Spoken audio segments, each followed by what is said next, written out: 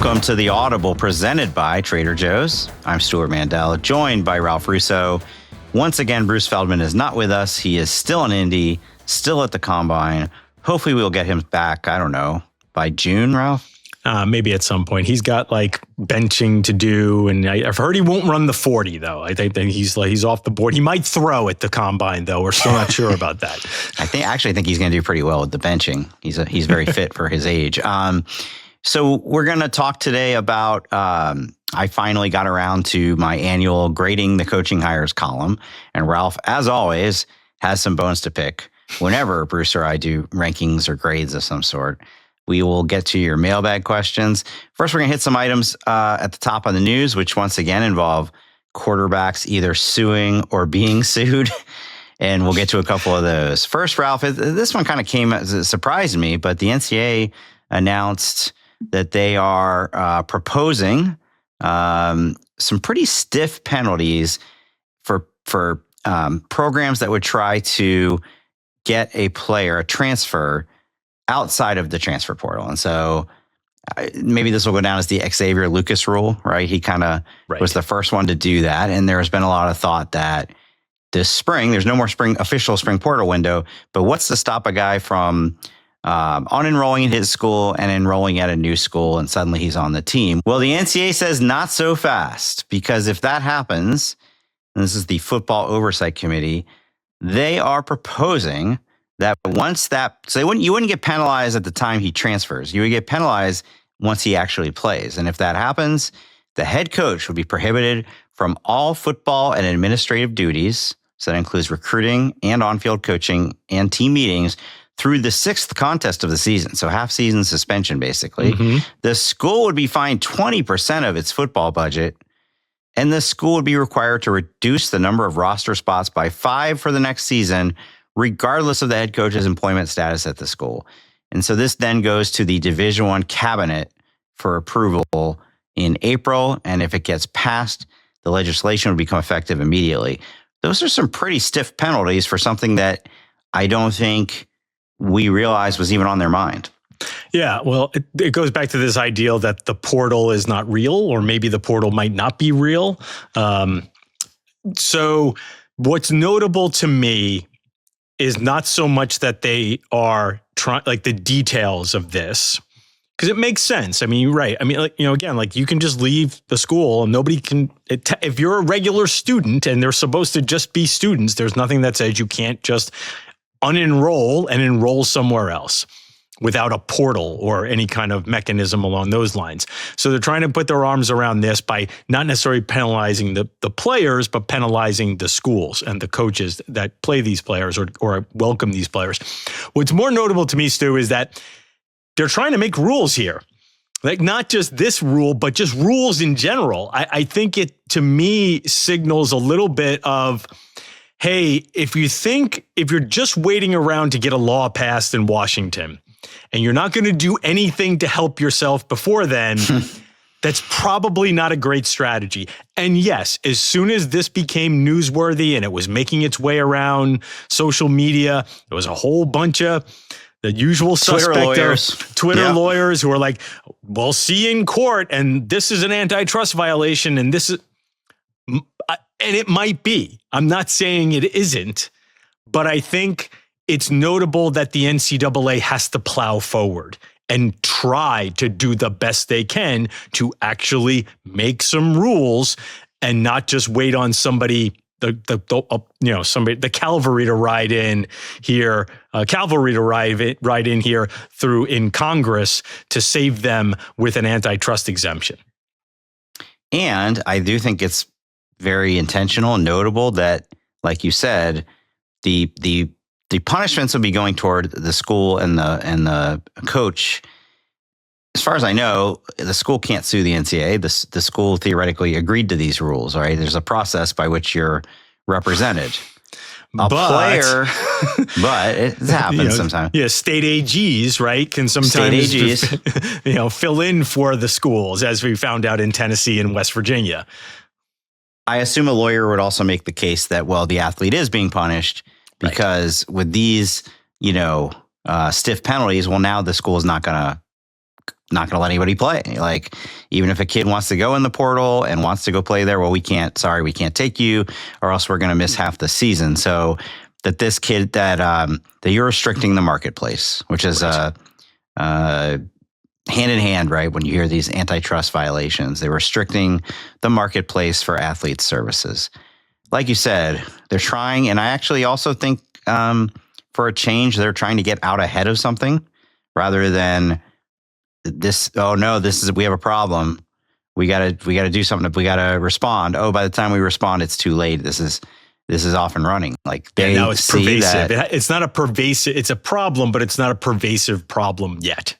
but it could become one if we get to the spring and there's no rules about this. So yeah, I mean, somebody's actually looking at, and look, I'm sure it's already going on. I'm sure there are already conversations between coaches, or not necessarily coaches, but coaches, schools and their agents, or schools and the players, like, don't worry, just after spring ball, just unenroll, come here.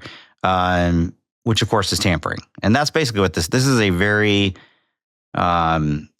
beefed up tampering violation, basically, is what they're going after. To a certain degree. All right. So sticking in the courts, because we're not lawyers, but we play them on YouTube. The latest battle, maybe inspired by what happened with Duke and Darian Mensah when he left, Cincinnati has decided to sue, and correct me if I'm wrong in this, because we're kind of jumping in, Stu. They're suing Brendan Sorsby, their former quarterback, basically to get some buyout money. Like, Sorsby left Cincinnati. Apparently there was a deal in place at Cincinnati for him to stay there. He is now at Texas Tech. We've heard he's making about $5 million at Texas Tech. And Cincinnati has filed a lawsuit to, again, they're not trying to restrict his movement or say he couldn't do it, but just that, hey, you broke a contract here, and that means you got to pay us. Now, that the Duke Mensah thing ended up being resolved before it ever really got down the road. We don't know exactly how much was paid out to Duke, but some kind of financial agreement was reached. Stu, again, maybe that's the trend they're following here.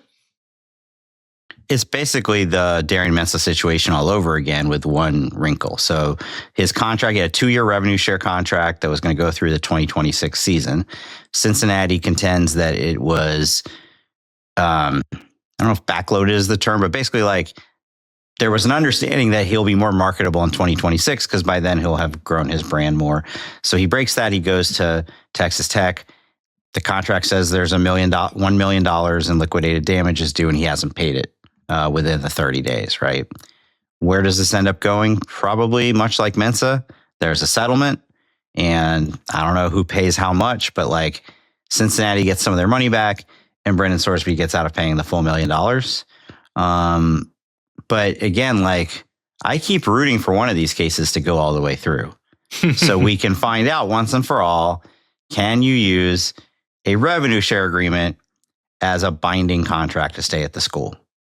That has not been answered. Mensah, and what I was going to say is the big difference, right, is that the Mensah thing happened so quickly that that there wasn't really time to negotiate anything. Like, they did negotiate something, but it was basically, you owe us the money, you know? Right. This is after the fact. He's already gone. He's already signed his new contract, and Cincinnati wants their buyout money. So it actually seems pretty clear cut, right? You signed a contract, has $1 million buyout in it. You owe us that money. But there's got to be a reason why Sorsby or his lawyers or his agent or all three are confident that he doesn't have to pay it. Right, because as you said, what's interesting, if it plays out in the grander scheme of things, if you get in front of a judge, and if it ever does, and maybe this won't either, if you get in front of a judge, as you said, does a judge say, well, if it isn't an employment contract, right, because they're not employees, why does he actually owe you this money, right? And so that opens up a whole Pandora's box of are they employees and should they unionize? Like, right. That's just, there's a whole bucket of stuff there about the fact that we have these semi-professional football players who are not employees, but students. And that is sort of at the core of everything that complicates where college football and big time college sports are right now, is this idea that like we kind of treat them like employees, but they're not employees. Again, I don't know if we'll ever get there with this case, but this has the potential to be that.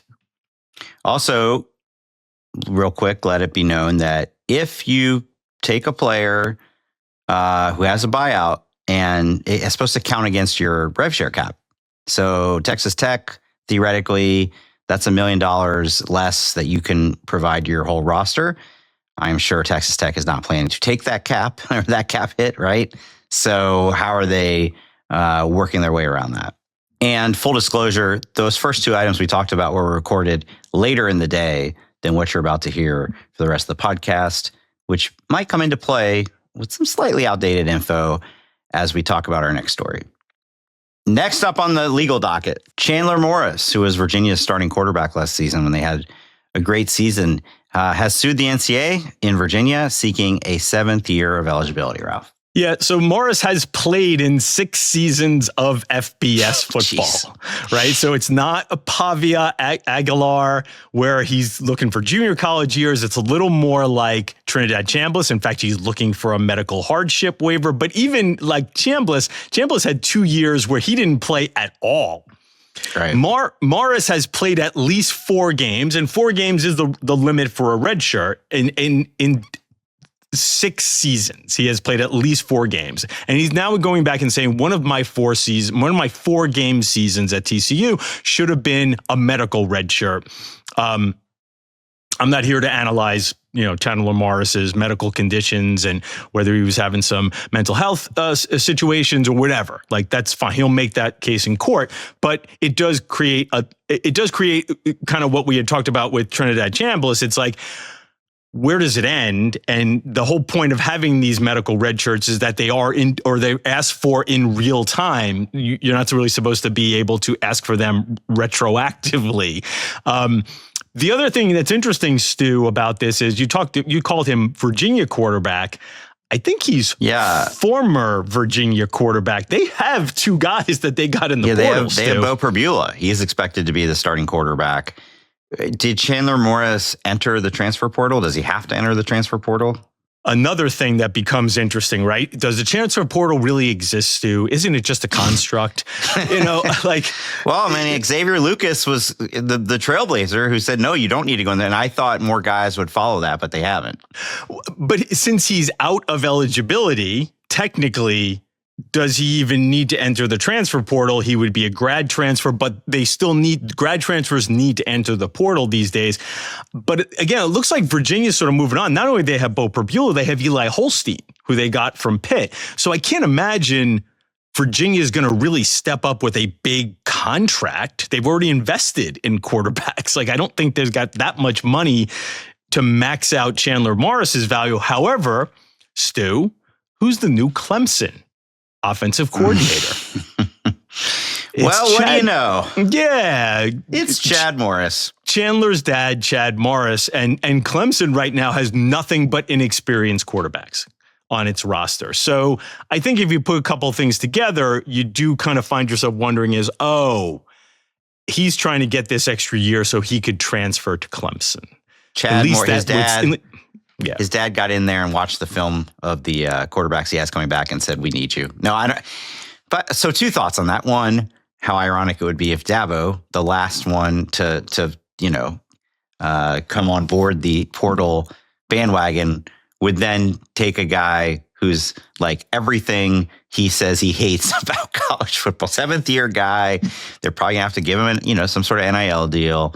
But speaking of NIL deals, so it is very similar to Trinidad Chambliss in that Trinidad Chambliss said, hey, I was supposed to have gotten a medical red shirt in 2022.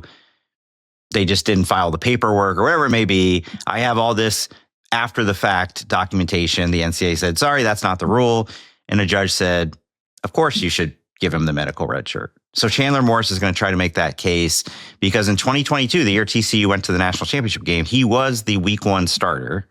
He got hurt and proceeded to miss a big chunk of time, after which Max Duggan took over and eventually became a Heisman finalist. And so then he just kind of got mop-up duty in a few games at the end of the season. At the time, probably wasn't thinking, hey, I might need this year back at some point, right? So now we haven't actually seen the complaint as of this recording. It hasn't been public yet, but expect to see that case. But also, right, Trinidad Chambliss could say, I have a whatever $1 million deal on the table from Ole Miss, and denying me this is denying me the chance to make money.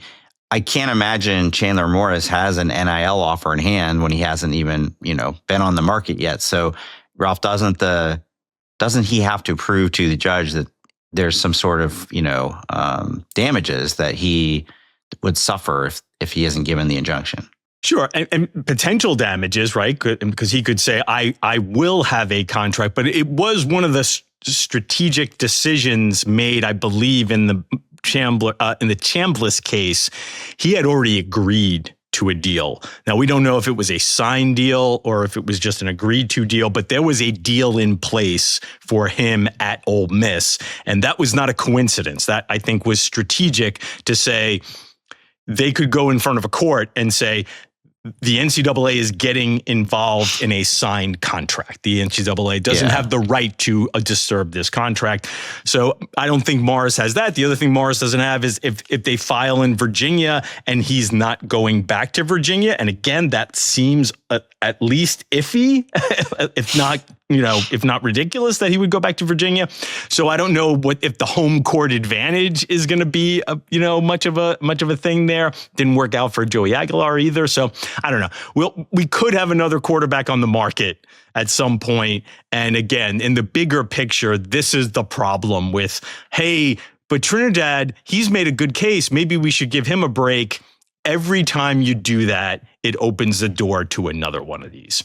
As I've said before, make it 5 years. Everybody gets 5 seasons. No red shirts, no waivers. Take the subjectivity out of it completely. But you've pointed out that they think if they did that kind of midstream, it would hurt them in some of these ongoing lawsuits. So it's not ideal for anybody. We have you graded coaching hires.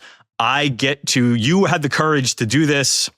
I am the coward who gets to sit back and just scrutinize and criticize your work. But after a break, we'll get into me doing what I'm most comfortable with, and that is criticizing Stu. Okay, we're back, and we're going to dive into Stu's grades on the newly hired coaches. How'd the teams do? How'd the coaches do? This is an annual tradition, Stu. You have been scolded for not being a tough enough grader by your boss, our boss, Jill Thaw, who's a great editor here. So because of that, how does it change the process here, if at all? Obviously, maybe you're just going to be a little tougher, but just in general, because I think we've all done this at some point. We've all tried to do this exercise, and I gave up on it because I was just like, this is just, I don't know. I don't know what I'm doing here. I'm not even sure how to evaluate where I want to go here. I think I had started doing something called most likely to succeed, which was not really a grade, but kind of was a grade. So yeah, take me through your thought process here. Yeah. First of all, this was a very eventful cycle. 17 Power 4 jobs opened after 6 last year. So if I just kind of did it the way I'd always done it, I might end up giving out 10 A's and nobody wants that, right? But also nobody wants to be the party pooper. Everybody thinks their new coach is going to be the savior. And I don't know that there were really they were hardly any that I would say, well, that's a bad hire. What it is heavy on this cycle, Ralph, and we'll see if you agree, is there's not a lot of sure things. I mean, even the few that I gave very high grades to, Bob Chesney, Kyle Whittingham, I like those. Are they, that's Urban Meyer going to Ohio State or Jim Harbaugh going to Michigan? No, right? So it kind of made sense that this is the year where there would be fewer A's. So let me just hit this. Give me an example of have you ever given anybody an F or a D minus? Like, who are some? Yeah. I know which ones, but give me one or two examples of like who were clearly like, this stinks. Well, once in a while, I would say every couple of years, actually, there's one that's just like, yeah, that is, what are you even thinking, right? Kansas has been the recipient, Ralph, of 2 of those grades over the years, an F for Charlie Weiss and a D for Les Miles. Kind of nailed it. Trent Dilfer got an F when UAB got an F for hiring Trent Dilfer a couple years ago. Also, kind of nailed it. Trent Bray, Oregon State, a D. That's rough, but because that was the circumstances. He was gone by like a few games into the second season. So, he definitely did not do a good job, but he also had a difficult hand, which is one of the things I get to. I almost feel like sometimes the grading is a little personal. Like, is Trent Bray that bad of a coach, or did he have a bad situation? Right. So I wonder how much do you play in the situation that does here? Play a part. Okay. It's not just about the coach. It's about, is this the right coach for this job? And one reason I thought it was ridiculous that Oregon State promoted the defensive coordinator after Jonathan Smith left is exactly what you said. This is going to be you could tell even then, like, this is going to be an almost impossible job after they were, stuck in limbo. The coach left, the quarterback left. I thought they really needed a proven head coach at that point. And there's a couple of those in here as well. And frankly, I'm surprised Oregon State did it again. Yeah, I was a little surprised. That was one I was going to pick on you. I don't want to start at the bottom of the list, though, because I think the one place where I have a couple of like nits to pick with you is that fit situation, like more so that than like, oh, I don't think this guy's a good coach. I would have actually in some ways leaned a little more into fit situation. What does this school need at this time? And that's where maybe some of when I looked at the list and saw like, why don't we just start here, right? Bob Chesney, I thought you have him as an A, the only straight up A. And I thought, as much as I think Chesney, and I got something running in a few days that we'll talk about next week, which shows my hand that I think that guy's a good coach and could be a big rising star. But man, like the fit there, him mostly being an East Coast guy coming across the country to a job where, man, like we don't even know what UCLA football, like what is the grand vision for UCLA football? Are they really in the game? So I was, as much as I'm not it's more of a nitpick. I'm not sure I would have Chesney as the 1A for UCLA, because I'm not sure if for UCLA, as much as this is a really dynamic and interesting young coach who's won on a lot of different levels, I keep going back to, is this the perfect fit for what UCLA needs right now? And maybe the answer there, Stu, is there a perfect fit for UCLA? No, there's not. And you're right. If they don't step up their investment in football, Nick Saban's not going to win there. But I love the guys who have won at multiple stops, and in particular, multiple levels. It's funny because you referred to him as young, and he is in his 40s, but he's already been a head coach for 16 seasons, D3, D2, FCS, and Sun Belt. So I think that's a pretty good predictor that he's going to win at his next job too, much like Cincinatti, and not just because they were both at James Madison.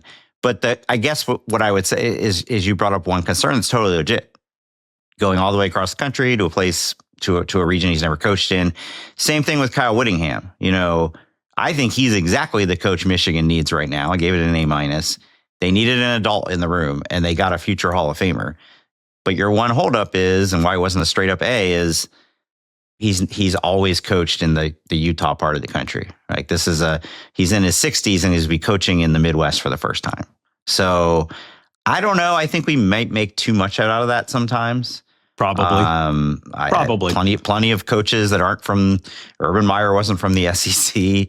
Plenty of coaches have succeeded despite whatever their, region was before that. But you do see it come up sometimes. In fact, at Michigan, Rich Rod, a big part of his terrible, frankly, 3-year tenure there was he didn't fit in. Yeah, and again, that might not have been as much regional thing as a cultural thing. Yeah. So the other one, it's nitpicky you had John Summerall among the A-minuses, which basically put him among the best 3 or 4 hires. Again, this is a little bit of a winner's win, right? He's done it before at different places. I would suggest, and I feel like I am the only person who criticizes John Summerall, and I don't even know the guy, but because everybody's very much in on him being an excellent coach, and I don't doubt that he is. I guess the one place I would push back, and again, maybe nitpick with your grade, is he has been at places that have traditionally done well. Now, I know Troy was down and he turned them around very quickly, but Troy generally is a place that wins. That's a place that does well in the Sun Belt. And but not Tulane. Well, but Tulane basically had this one moment in the sun with Willie Fritz, and it would have been totally logical if the next guy came in and it went back to the way it was for 30 years. And if anything, they got better. That's fair, but I guess my thinking along those lines is Fritz did the hard work, handed it over to Summerall when the conference was actually coalescing around Tulane being one of the better teams. So I feel like he's had 2 good situations. That doesn't mean he doesn't get credit for doing really well in those good situations. You can screw up a good situation. There are plenty of examples of guys screwing up good situations, but I feel like I would tap the brakes a little bit on your assessment of Summerall as an A-. But again, guy's a good coach. I think they did okay. I just wondered, it was just interesting from the pivot from Kiffin to him, right? I guess that's the one reason why maybe it seems like we're all very much super optimistic about John Summerall, considering that's a pretty big step down. And you gave Kiffin a B+, you gave Matt Campbell a B+, I think you gave James Franklin B+. I think I could have given an argument that all of them should have been maybe more like A's. But again, I also understand that then you get criticized for handing out too many A's. Can we talk about Matt Campbell for a second? Sure. I might be in Penn State soon now. Oh, good. Maybe. Yeah, I'm visiting with him. Yeah. I might be there. I am so baffled by the disconnect between how respected he is in his profession and by those of us who cover the sport and know how bad Iowa State was for most of its history, and the fans, especially in the comments to that story, both Penn State fans and non-Penn State fans who are so down on that hire. He never won a conference title at Iowa State. He was in a bad conference. Now he's going to have to compete with Ohio State and Michigan. And it's he was competing with Texas and Oklahoma and beating them. I don't know what to tell you. I realize he didn't win 10, 11 games every single year there, but nobody has in the history of Iowa State football. So he had, indisputably the best run any coach has ever had in the history of that school. It is a hard place to recruit to. No, you are not going to sign 5-star recruits in Ames. And so the way I look at it is, I think he's going to, I realize he brought his whole Iowa State team. That's a 1-year thing. And in the bigger picture, right? Now let's see what Matt Campbell did so well with the 3 stars or the guys you develop, the Brock Purdy's, obviously. Now what do you do when you've got the Penn State logo and the Penn State cachet and you're a blue blood? You're at a blue blood now, right?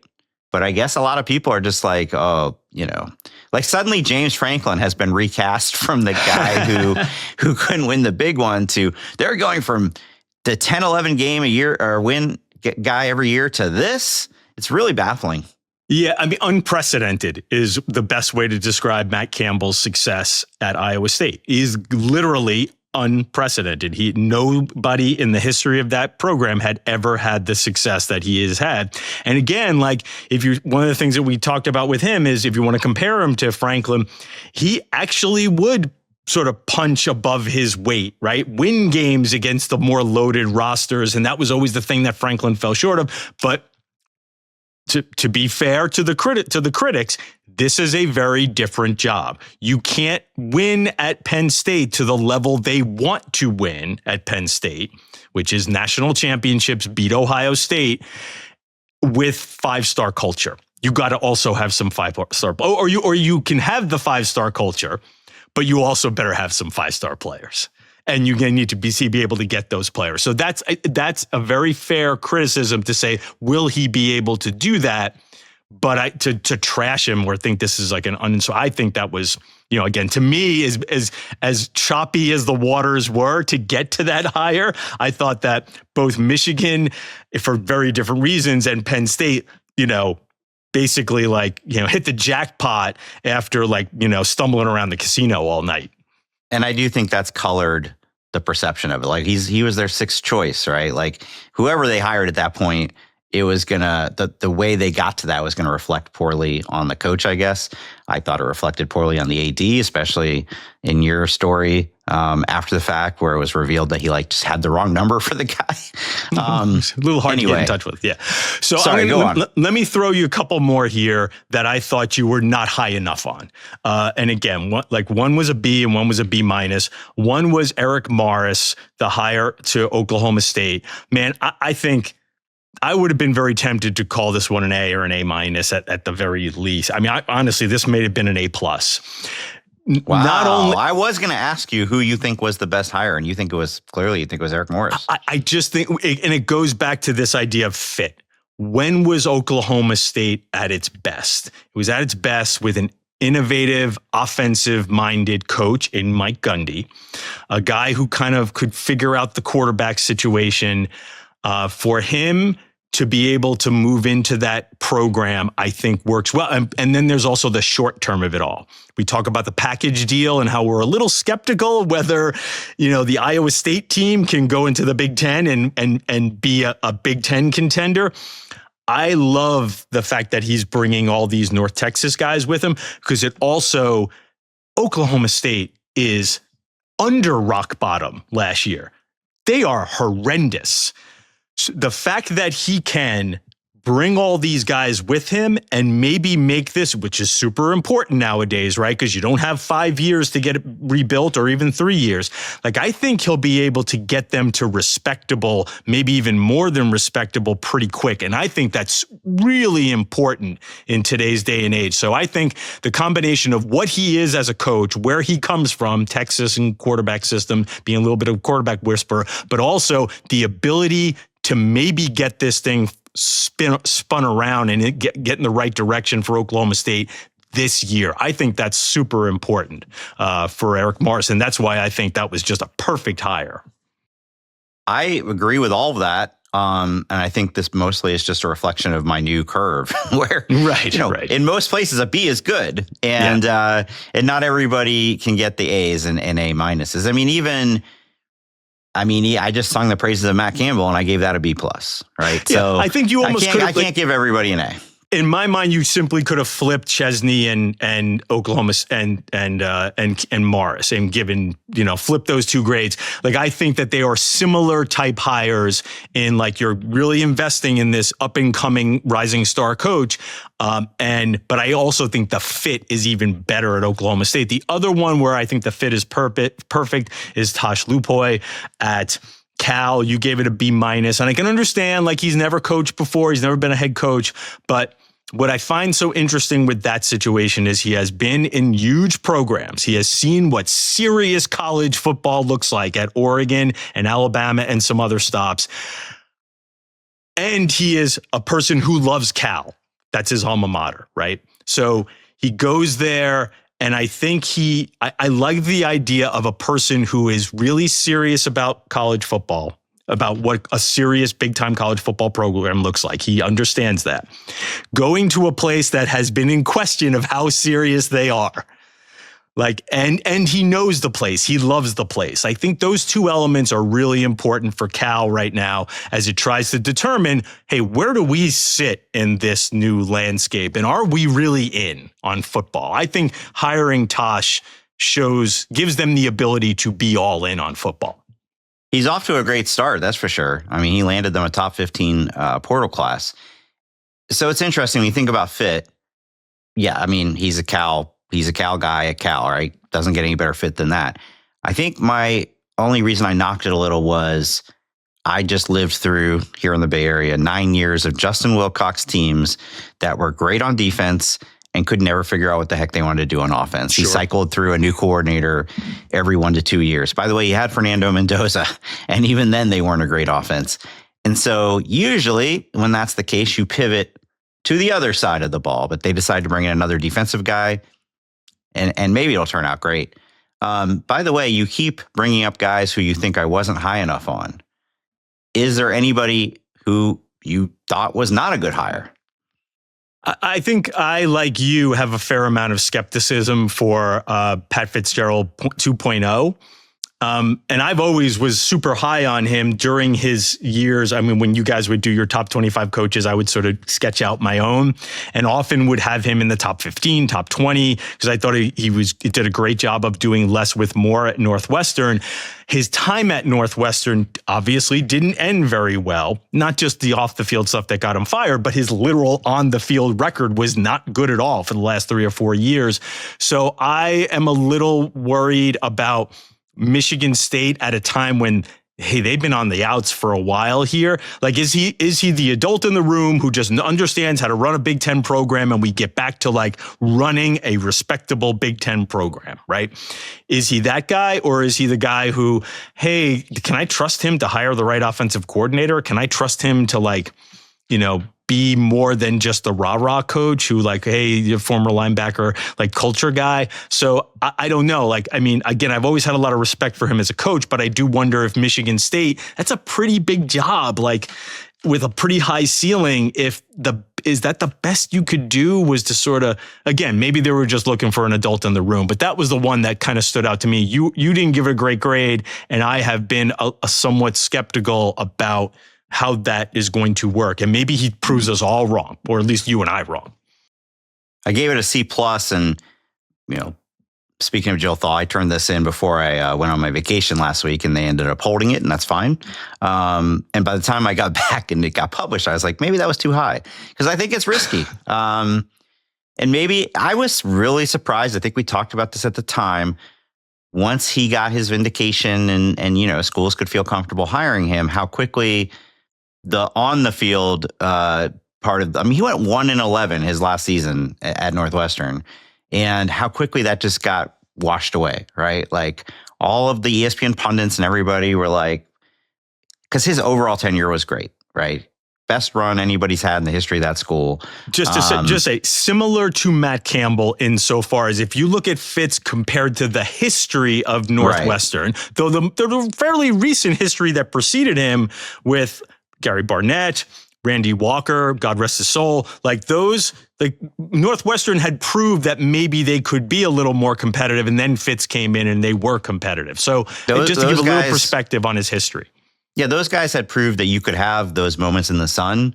He was the first one to sustain it, to make them basically almost annual bowl team throughout the 2010s. The problem was once it turned to the 2020s, other than the COVID season, which was good, things went south. And by the way, they went south right as the sport was changing completely. So the risks are not having, maybe factored in enough how things ended at Northwestern.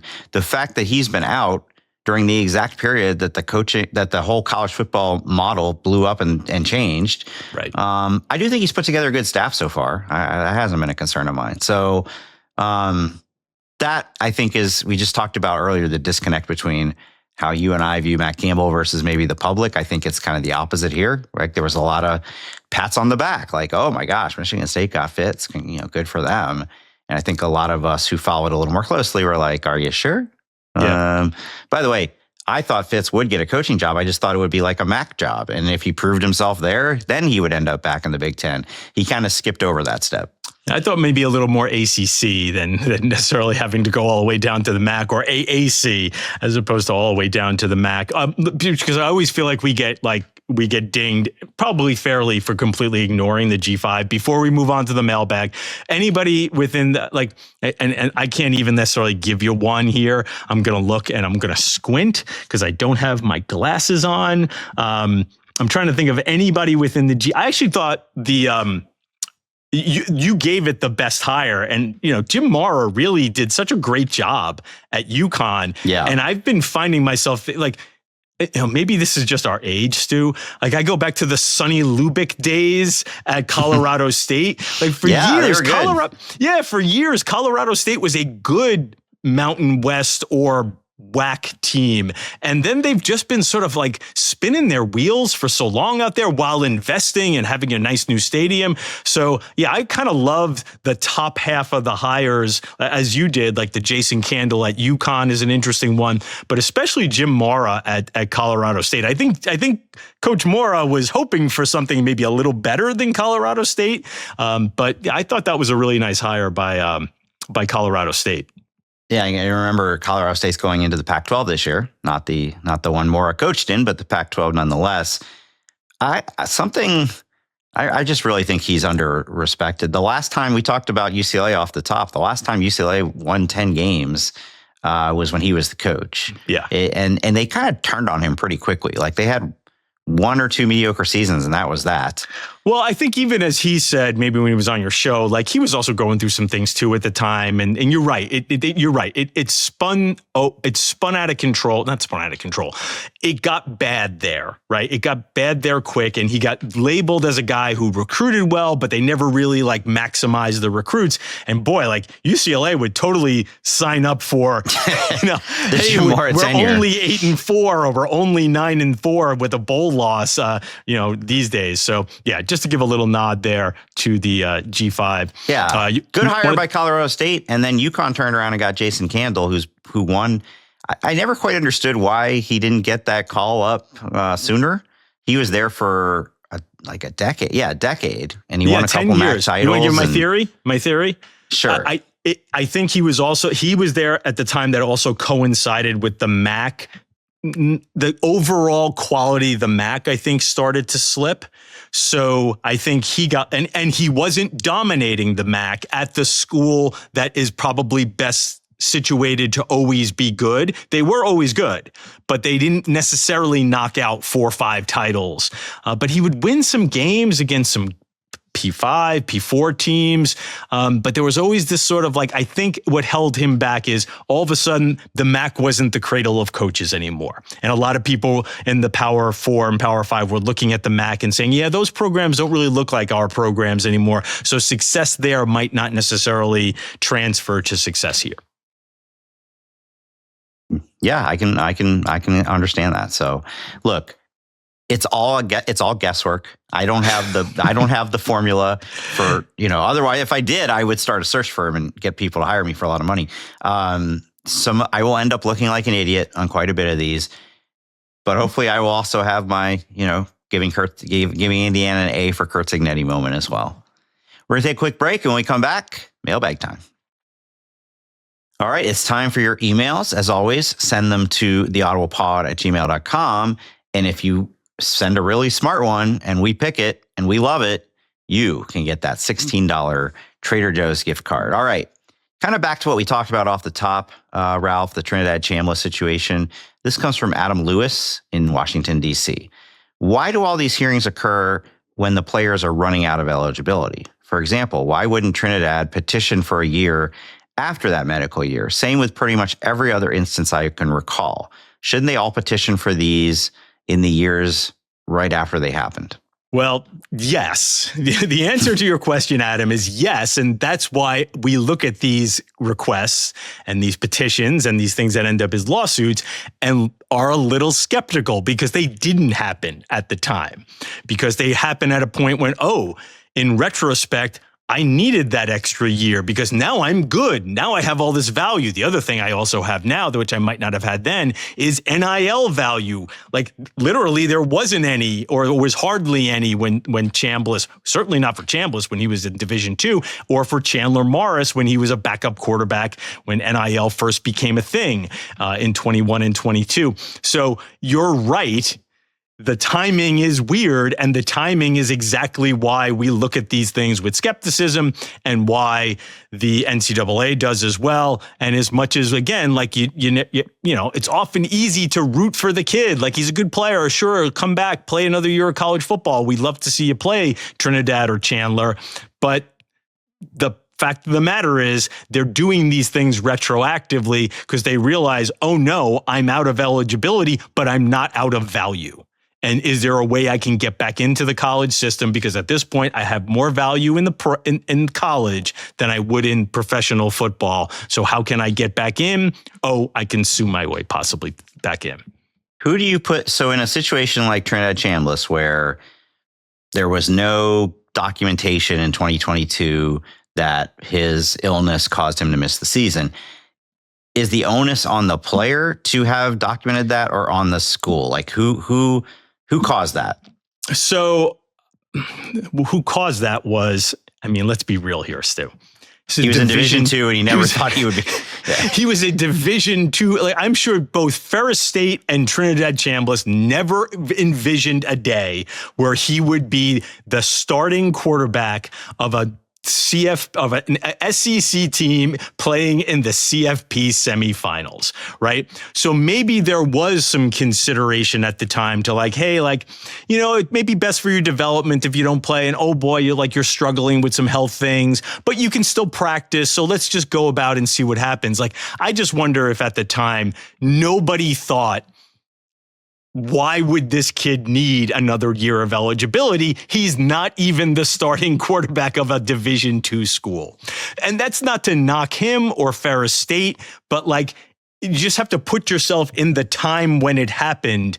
And I don't know if anybody could foresee him being a multi-million-dollar valuable quarterback in the SEC a few years later. So, you know, for whatever reason, the documentation and the proper channels were not gone through at the time, and it led us to this situation. But the ramifications are, if you don't go through the proper channels, what is the NCAA's obligation to then retrofit their rules to you? And I'll give Ferris State the benefit of the doubt as a D2 school. Maybe they have one compliance person in the whole athletic department or something. But TCU has a lot of compliance people, and if this really was the case that he ended up Chandler Morris, I don't know. I think I'm giving away my skepticism over the idea that he was healthy enough to come back and play at the end of the season, but in hindsight should have gotten a medical red shirt. I'll leave that. So, in fairness, I haven't seen the complaint yet. We'll see what the argument is there. Okay, next question comes from RB. RB. Okay, yeah. Not the fast food place, just RB, like running back. Yeah, and if you think it looks like weird that I'm squinting at the screen here, I don't have my contact lenses or my glasses on. So the header is Flex Week versus Week Flex. Please compare and contrast Pac-12 Week 13 versus SEC Week 12. Here's where it goes. How can Greg Sankey seriously discuss the greatness of the SEC when his conference continues to purchase victories? SEC Week 12, UT Chattanooga, Samford, Wofford, Tennessee Tech. It's SoCon Saturday, right? Late in the season, the SEC often does this. Or worse, Week 1. What's worse, playing these games or not offering a home and home? For example, why would Texas not travel in 2026 to UTEP? That's crazy, by the way, RB. It appears. Why would that happen? It appears the positive would be very beneficial to the Longhorns. Just don't lose. Okay, so I'm going to clear the decks for Stu. I think your first question your first part of your question was kind of interesting there, RB. The second question is crazy pants talk, but go for it, Stu. Well, they would lose several $1 million in ticket sales from playing them at home. And UTEP, by the way, likes to get the money that comes with just playing the one-off game. Yeah. This is a different topic. Saturday. The Sacramento State president is pledging that the way they're going to afford to go to the MAC is because now they can get big guarantees when they go on the road. Have we actually discussed or mentioned on here what the Pac-12 just announced this Flex Week thing? Have we explained it? If not, I think I'll just go ahead now. I don't think we did. Yeah, go for it. The Pac-12, so the new Pac-12 has 8 schools. So they're playing 7 conference games. But on the Thanksgiving weekend, they're all going to play each other again. It won't count toward the conference standings, but it's, one last chance to get a big quality victory or whatever it was. So they're leaving that open. Like, they know which teams are going to be at home that weekend because you have to plan for that. But the actual matchups will be determined the Sunday before. And I think it's really cool. I'm excited to see it. All right. But he's focused on the SEC. I am somebody who doesn't think that the bye week thing is a big deal. Not that it's not a big deal, but like they get so much crap for it. Are they the only conference whose schools play FCS opponents? No, right? They just play them later in the season. And there's and it, I think it's smart. I think it gives their schools an advantage both on the front end and the back end. I think we talked about this at some point in the podcast. Like, one of the smartest things the SEC does is put ranked versus ranked conference games in September, so those schools can start padding their resumes. And then if 6 weeks later it turns out like the number 12 team is actually bad this year, they've already had that bump in the polls. There's nothing stopping for the other conferences from doing the same thing. Like, you can try to shame the SEC into, and by the way, they do less of it now since they expanded. TV partners weren't thrilled with that weekend having like one decent game to put on all their networks. And they have not, and starting this year, the 9 conference games. I don't know if they're even able to do that, but yeah, like, if you're the Big Ten or the ACC and you think like, oh man, that's such an unfair advantage, just do it too. Like, do the same thing. So the actual question is, how can Greg Sankey seriously discuss their grade? What I will say is, if we hear the same spiel this year about how the SEC schedules are just so much tougher than everybody else's, we're all going to roll our eyes, because you're not the best conference now. The Big Ten is. You went 2-8 in the postseason.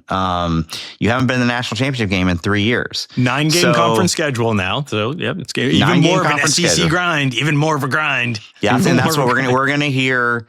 You can already. I will predict it right now that in late November we're gonna hear that 9-3 team in the SEC is like a 10-2 team in another conference because they had to take on an extra loss. If anything, the conference that's actually kind of ducking things a little bit now is the Big Ten. They're the only one of the 4 that isn't requiring their schools to play 10 Power 4 teams. You know what, Stu? Just leave it right there. That's a little tease. I got something I'm working on, and we'll talk about a little more about the subject you're talking about. SEC schedules, non-conference schedules, what games they should keep, and who's playing how many who's playing who in the non-conference. I'm working on something that we'll talk about a little bit more next week. Interesting. Yeah, I mean, I was there at Big Ten Media Days last year when Curt Cignetti made that joke about when he talked about his cakewalk we're just taking an SEC scheduling philosophy. And less than a year later, the SEC scheduling philosophy is you have to play a Power 4 team. All right, Morgan Jones from Philadelphia. I like the title of this email. You're in a bar, it's late, the drinks are flowing. Dear Bruce, Stu, and welcome aboard, Ralph. Well, he repeats that. You're in a bar, it's late, the drinks are flowing. And you're with the Big Four conference commissioners, and you ask the following. Based on on-field performance expectations, what teams are you most disappointed in having invited into your league? I'm not talking about the obvious Rutgers and Marylands of the world, but teams that haven't lived up to expectations. For the Big Ten, I'm thinking Nebraska, a former powerhouse that's no longer relevant. Until this past year, I would have said Miami and the ACC. The SEC and Big 12 are tougher, maybe Arkansas or West Virginia. So conference realignment regrets. I would love to get some truth serum into Jim Delaney on that one. Yeah, so you're right. I mean, the Maryland Rutgers thing is awkward, but also to a certain degree, they kind of knew they weren't getting superpowers. There's really only one answer to this. And who's our listener here? Morgan. There's only one answer to this, Morgan. You referenced it. It is Miami. And listen, maybe Mario's got it running now, and Miami is about to reestablish itself as a perennial power. But the Miami John Swofford bought never got back to the ACC. That was left at the store, at the Big East store, right? They bought a superpower. They bought the dominant program in college football coming off national championships, maybe the greatest team in the history of college football ever assembled, that 2001, 2002 Miami team. I always get the years confused when they won the national championship and then almost won another one. But, that's sacrilegious, Ralph. You're supposed to know off the top of your head that 2001 Miami was the greatest team of all time. I'm bad with dates, so I always hedge a little bit on whether it's one or two. It's really good Bruce is not on this episode. He would be steaming. Yes, no doubt. But I understand the era. It's definitely Miami. That's the one because they expect the ACC brought in Miami with the idea that it was going to be Miami on one side of the conference, Florida State on the other side of the conference. These were, again, about the most dominant programs in college football at the time. And that was going to raise football in the ACC to SEC levels. They would now have two teams that every single year would be in the middle of the national championship competition. And not only did Miami not deliver, but Florida State also fell off too. And the rest is history. It's one of the reasons why I get a little annoyed. Everybody likes to complain about the ACC. Florida State fans like to complain about the ACC. Clemson fans, like all the big brands like to complain. When you hear Miami fans complaining about the ACC, the ACC is not good enough for us. Hey guys, you're the big part of the problem. Like you didn't carry your weight. Now they're doing it now, and maybe that's changing and for the ACC's benefit and whatever Miami's benefit will be. But it is Miami and everybody else is just playing for a distant second. So you're not going to believe this, but when you started to say there's one answer and there's only one answer, I really thought you were going to say Nebraska. I really did. Yeah. Because you're absolutely right about that they never got, peak Miami. In fact, they purposely put Miami and Florida State on the other division, opposite division, so you would have a Miami-Florida State conference title game every year, and it never happened. Which has never happened. It never happened. Which has never happened. Miami's yet to win an ACC. That is the most incredible thing, that Miami has not won the ACC. But at the time the Big Ten took Nebraska, they weren't still Tom Osborne, Nebraska by any means, but they were still good for 10 wins a year. No doubt. And most importantly, they were still universally regarded as a blue blood. And so the idea that you already had Ohio State, Michigan, Penn State, and now you're adding Nebraska, wow, like what a foursome. You never would have guessed Nebraska joining the Big Ten, they would gradually deteriorate to be just complete irrelevance. Like they're not it. They're still enough of a brand that like early in the season when they play Colorado or whoever, like those, you'll get, that was really good TV ratings. But then once they get into conference season, like forget about it. So from a brand standpoint, I mean, they've been a total letdown. From on the field, we thought Miami would be leading, racking up national championships for the ACC. Yeah, you have a good point on Miami. Here's the difference though. Nebraska's failure to live up to its previous history did not hold the Big Ten back. Miami undercut the growth of the ACC. Miami's issues undercut the growth of the ACC and may have left it as a, less than the other. When we talk about the big two among the Power Four, part of the reason why we have that is because Miami didn't bring it when it got to the ACC. Hadn't thought about that. Interesting. I think the combo of Miami and then Florida State fell off for the last decade or so of Bobby Bowden. The funny thing is Virginia Tech was like the afterthought throw-in, and they immediately became, at that time, like they won several ACC championships. They came in like gangbusters. They ended up being the big score out of the Big East when they made that move. All right, who's getting the gift card this week, Stu? I think it's the one we just did. I think it's Morgan Jones. That was I think so too. That got my brain working. That's always my criteria. All right, bring us home then and tell Morgan what he needs to do to get that $16 now? Yeah, $16 gift card. And that's going to stretch far at Trader Joe's where the prices are so affordable. Morgan, send your mailing address to theaudiblepod@gmail.com. Everybody else, send your questions to theaudiblepod@gmail.com. Bruce will be back next week. Hopefully we'll have some good guests. We'll see you then.